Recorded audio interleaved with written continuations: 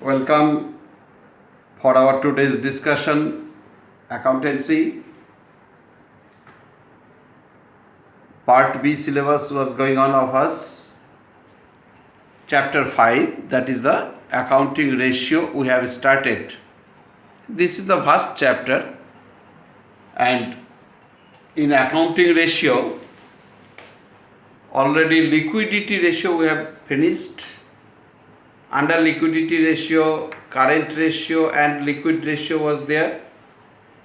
After that, solvency ratio we have started.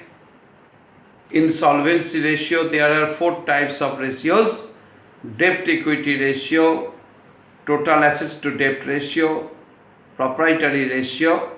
These 3 types of ratios I have discussed in my previous episodes of accounting ratio series. Today the 4th type of solvency ratio I will discuss, that is interest coverage ratio, and this episode is number 9 episode. Accounting ratio chapter 5 part B CBSE episode 9. Discussion is interest coverage ratio, which is under the solvency ratio. It is the formula of interest coverage ratio is profit before interest, tax and preference share dividend by fixed interest charges. Profit before interest, tax and preference share dividend, fixed interest charge. Actually, what are these things you have to understand. Otherwise, just in this way, never question can come that the profit before interest, tax and preference share dividend amount is given and fixed interest charge amount is given. You calculate the interest coverage ratio. That will not be given never in the exam. Now, here are 4-5 things you have to understand. What is the profit? What is the profit before interest? What is the profit before tax? What is the profit before preference share dividend? What is the fixed interest charge? What are these things you have to understand? So we can never discuss the ratio sums, we cannot do if the background discussion we cannot make properly. So here I have sum up a vast area that background knowledge. I have given the name of this topic right now, very essential topic, very crucial topic for understanding the interest coverage ratio. Just an example, actually company, what happened, company applies the sources of finance to arrange the finance by owner's fund, by borrowed fund. Owner's fund means by issuing the equity share, by issuing the preference share, the company arranges finance. So by issuing equity share, whatever capital comes to the company, that is called the equity share capital. And by issuing the preference share, whatever capital comes to the company, that is called the preference share capital. And by borrowed fund also the company can arrange the finance. Suppose debenture. By issuing the debenture, whatever finance is arranged by the company, that is also called the fund, but that is the loan fund. Now, issuing equity share capital, preference share capital and debenture loan amount. Enter these 3 amounts, the company can invest behind the company's activities to produce the products, to purchase the machine. Production will be going on and the goods will be sold in the market, and at the end of the financial year, profit will be calculated through the statement of profit and loss. The profit before tax will be calculated. So that one company's example is taken here. And at the end of the financial year, whatever profit comes to the company, how the company distribute the profit, that you have to know seriously, orderly, otherwise you can never make the interest coverage ratio sums. Just one example I have taken here. Look at here. 1000 equity shares, 1000 equity shares of rupees 100 each. That means company has issued 1000 equity share और एक share का दाम है 100 रुपया, that is 1000 into 100, that is company equity share issue करके equity share capital company में आया 1 lakh rupees.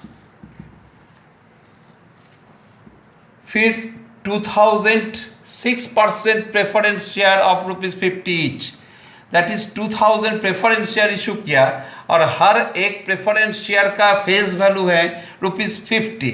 सो preference share capital आया 2000 into 50, that is also 1 lakh.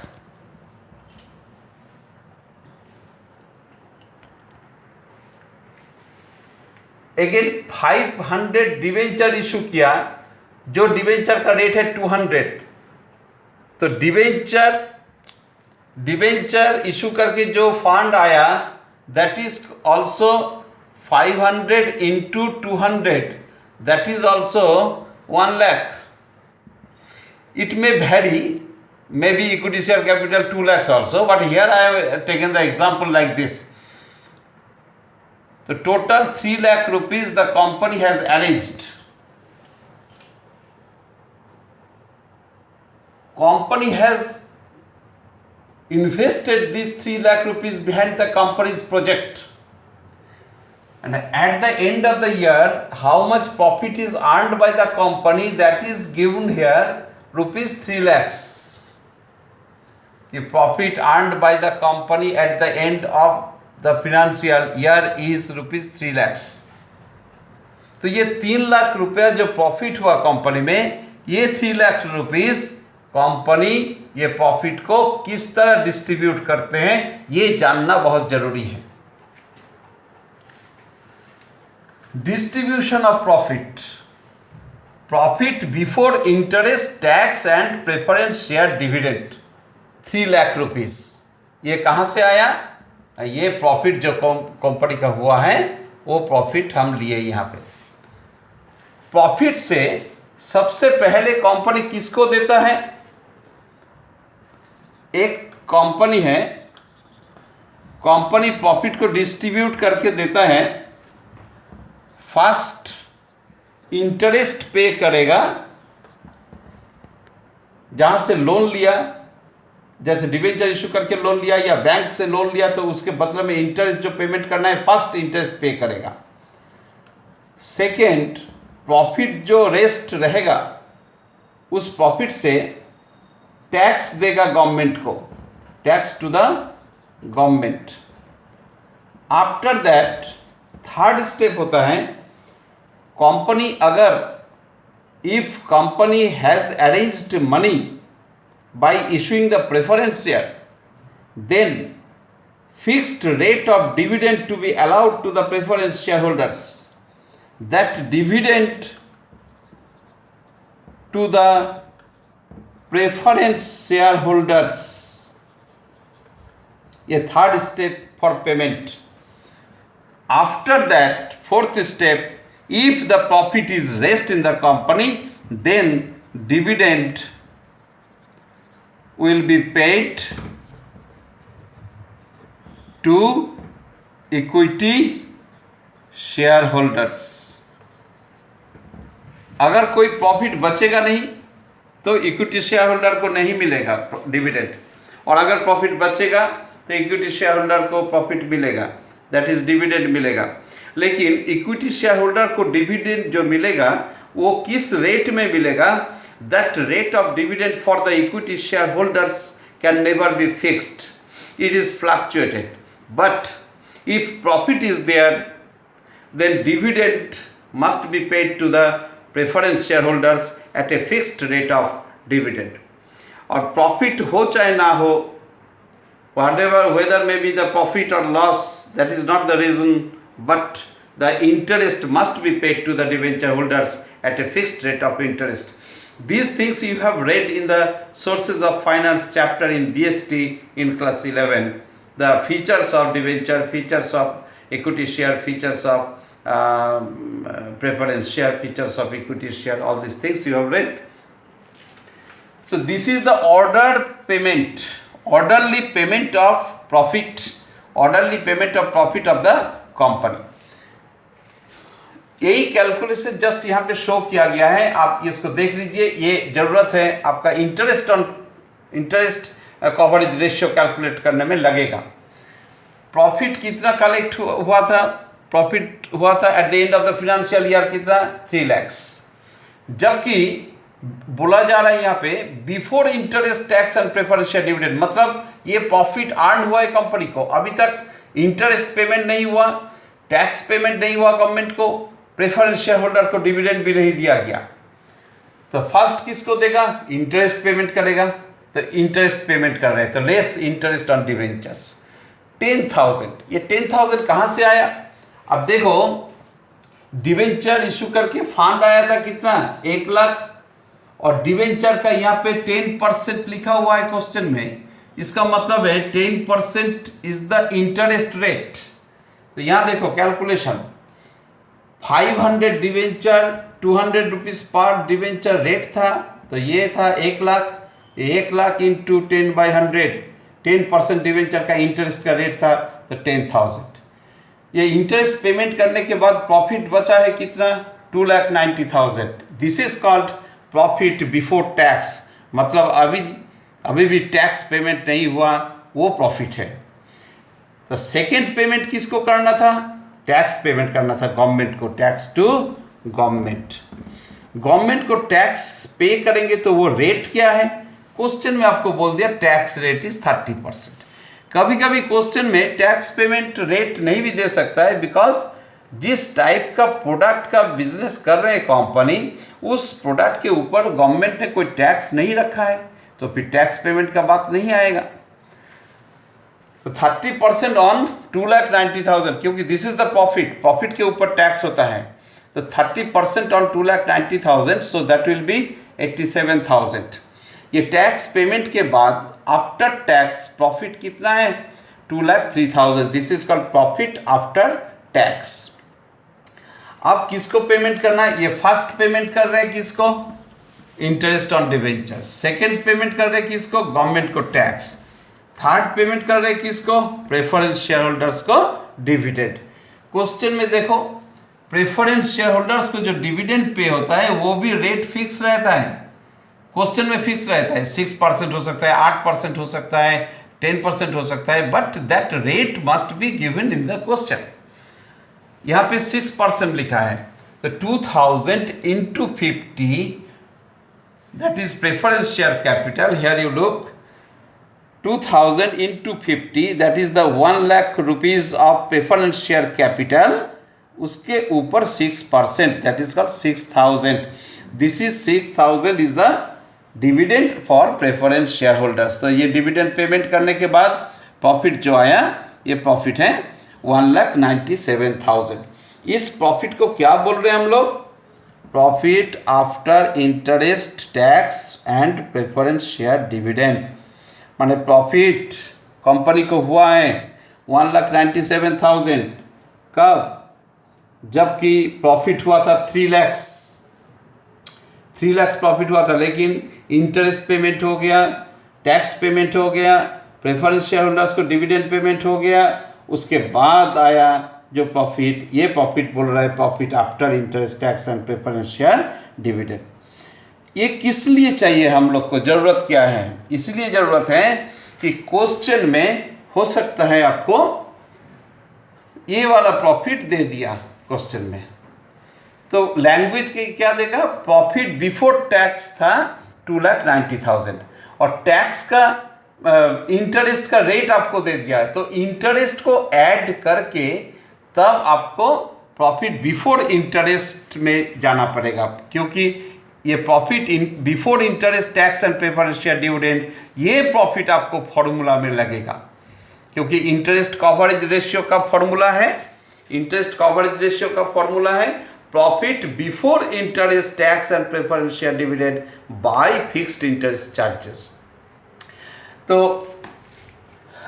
ये प्रॉफिट चाहिए। अगर क्वेश्चन में प्रॉफिट बिफोर टैक्स दिया है तो टैक्स देने से पहले का ही प्रॉफिट दिया हुआ है क्वेश्चन में, तो इंटरेस्ट आपको ऐड करके प्रॉफिट बिफोर इंटरेस्ट में पहुंचना है। और अगर क्वेश्चन में प्रॉफिट आफ्टर टैक्स दिया रहेगा तो आपको पहले टैक्स ऐड करके तब फिर इंटरेस्ट ऐड करके तब profit before interest and tax में पहुंचना पड़ेगा, तब वो अमाउंट को लेके आपको फॉर्मूला में पुट करना पड़ेगा। और अगर क्वेश्चन में profit after interest tax and preference share dividend ये दे देगा, तो ये प्रॉफिट के साथ सबसे पहले प्रेफरेंस शेयर डिविडेंड को ऐड करना है, करके प्रॉफिट आफ्टर टैक्स में पहुंचना है। उसके बाद टैक्स को ऐड करके प्रॉफिट बिफोर टैक्स में पहुंचना है। उसके बाद इंटरेस्ट को ऐड करके profit before interest tax and preference share dividend में पहुंच के वो प्रॉफिट का अमाउंट कैलकुलेट करके तब फॉर्मूला में पुट करना पड़ेगा profit before interest tax and preference share dividend. But in this question हमको ऑलरेडी दिया हुआ है कि कंपनी कितना प्रॉफिट किया वो दे दिया, मतलब profit before interest tax and preference share dividend क्या है वो प्रॉफिट दिया हुआ है। तो ये क्वेश्चन से अगर हमको कैलकुलेट करने बोले इंटरेस्ट कवरेज रेशियो तो इट इज वेरी इजी, क्योंकि 3 lakh rupees what ever given that is the profit before interest tax and preference share dividend by fixed interest charge. Fixed interest charge ये calculation कैसे करेंगे? Fixed interest charge loan कहां से लिया? ये जो debenture issue किया यही लोन है। 500 into 200 that is 1 lakh. 1 lakh के ऊपर 10% 10,000 होता है, that 10,000 is the fixed interest charges. 1 lakh into 10/100 ये होगा 10,000 इज द फिक्स्ड इंटरेस्ट। तो ये 10,000 here to be put and it will be cut, तो 30 times answer will be coming by times। Actually ये कैलकुलेशन क्यों करते हैं? इंटरेस्ट कवरेज रेशियो कैलकुलेट क्यों करेंगे हम लोग? क्या जरूरत है इसको कैलकुलेशन करने का? क्योंकि इस क्वेश्चन के आधार पर इस कंपनी का this year interest coverage ratio is 30 times because profit before interest tax and preference share dividend is 3 lakhs and fixed interest is 10,000. By dividing this 30 times, 30 times ये जो आंसर आया what does it mean? ये यही mean कर रहा है कि company का जो प्रॉफिट हुआ है 3 lakhs और कंपनी को जो हर साल के ईयर एंडिंग में इंटरेस्ट पे करना पड़ता है, 10,000 पेमेंट करना पड़ रहा है यहाँ पे डिवेंचर इंटरेस्ट जो पेमेंट कर रहे हैं, तो ये 10,000 इंटरेस्ट को कितने बार पेमेंट कर सकता है प्रॉफिट जो हुआ उसके आधार पर 30 टाइम्स ये company this year what ever the financial condition of the company by earning the profit of 3 lakhs the company is highly solvent कि कंपनी जो इंटरेस्ट पे कर रहा है 10,000 ये 30 टाइम्स पेमेंट कर सकता है। लेकिन कंपनी तो एक साल में 30 टाइम्स कम पेमेंट नहीं करेगा, वो 10,000 ही पेमेंट करेगा। But profit before interest tax and preference share dividend अगर 30,000 होता तो भी तो 10,000 ही पेमेंट करना पड़ता। फिक्स्ड इंटरेस्ट है उसका, प्रॉफिट हो चाहे लॉस हो कंपनी को पेमेंट करना ही पड़ेगा इंटरेस्ट। तब जाके आपका इंटरेस्ट कवरेज रेशियो का आंसर आता है यहाँ पे 30,000 प्रॉफिट हुआ है बाय फिक्स्ड इंटरेस्ट 10,000 तो 3 टाइम्स होता है। तो ये टाइम्स जितना बढ़ेगा इसमें उतना ही कंपनी का सॉल्वेंसी मतलब लॉन्ग टर्म पीरियड के लिए कंपनी का फिनेंशियल कंडीशन अच्छा है। अभी कंपनी अगर चाहे और फंड जुगाड़ करना है, कंपनी एक्सपेंशन करेगा, company will be grown up, company और ज़्यादा प्रोडक्ट बनाएगा, कंपनी को और फंड का जरूरत है, company can easily take the loan from the bank और from by issuing the new debentures also, because company is having the highly solvent condition that the company 30 times the interest can pay, so much amount the company can take the loan right now, and against that loan the interest also the company can pay. So it is tough in the sense, अगर ये stage का profit आपको दे दे exam में, तब आपको preference share dividend add करके, tax add करके, interest add करके, प्रॉफिट कैलकुलेट करके तब प्रोसीड करना पड़ेगा आपको फॉर्मूला में। अगर इस स्टेज का प्रॉफिट दे देगा तो फिर आपको टैक्स ऐड करके, इंटरेस्ट ऐड करके, तब प्रॉफिट कैलकुलेट करके तब प्रोसीड करना पड़ेगा फॉर्मूला में। और अगर इस स्टेज का प्रॉफिट दे देगा तो आपको इंटरेस्ट को ऐड करके जो प्रॉफिट कैलकुलेट करना पड़ेगा, वो प्रॉफिट लेके तब प्रोसीड करना पड़ेगा आपको फॉर्मूला में। तो जस्ट एक एग्जांपल दिखा है, ये आप फॉलो अप करो बढ़िया से, और नेक्स्ट एपिसोड में हम एक दो साम बनाएंगे जिसमें डिफरेंट स्टेज का प्रॉफिट दिया हुआ है, उससे हम लोग कैसे प्रॉफिट बिफोर इंटरेस्ट में पहुंचेंगे, तब जाके इंटरेस्ट कवरेज रेशियो का कैलकुलेशन उस तरीके का साम में सॉल्व हो जाएगा। तो now this episode for this much, and wait for the next episode for this ratio again, the interest coverage ratio. In the next episode also, 1-2 sums we will try to complete. Thank you very much.